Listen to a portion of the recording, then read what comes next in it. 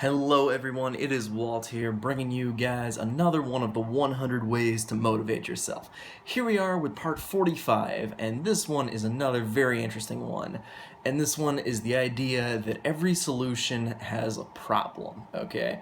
Instead of every problem has a solution, the other way around, okay? Every solution has a problem. That we should welcome our problems. And the idea is that we cannot actually have a solution, the things we love and the things that make us better, without having a problem.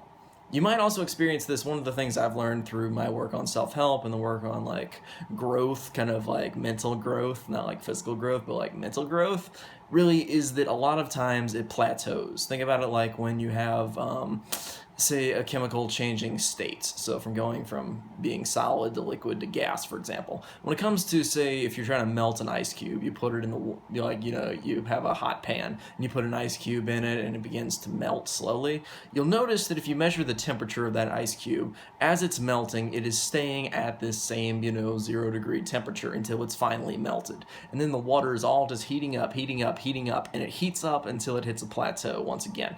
So a lot of us hit these plateaus in our life, in our mental growth. We're thinking like, I'm getting more enlightened, I'm being happier, I'm achieving more, and then we kind of just level off. And a lot of people are like, oh no, if I hit the end, I need something new to go further, I need to do something better, I gotta make a change, I gotta do this, I gotta do that. But instead, you just gotta wait for the plateau to finish off here, and soon enough you'll shoot up to the next level.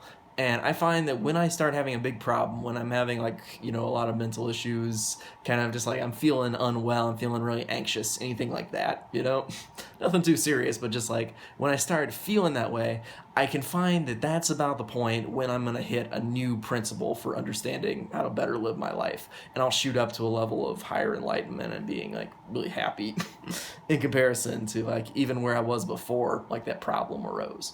So a lot of the times we're going to have this kind of classic uptrend you might see for a company or a stock there. Same thing anyway. Or a currency pair, depending on what it is. But regardless, every solution has a problem. So we normally are going to be uptrending through life, and there will be points when we have our problems, and he's saying we should welcome our problems, like Steve Chandler, the author here, is saying, let's welcome our problems because our problems will bring with them later solutions that make us better and happier and more motivated and more achieving. So I think a big problem people really have on this kind of topic is the fact that so many people feel like their life is really rough, that it's hard. And like he says, a good athlete always wants to get a game going, and like a problem is simply a game in life. Well, so many people are they feel like they're being forced into athletics. And if you're forced into playing an instrument or forced into being an athlete, you're not going to be very happy with it. So I feel like that's what so many people are doing. They're like running, but not because they want to, they feel like they have to.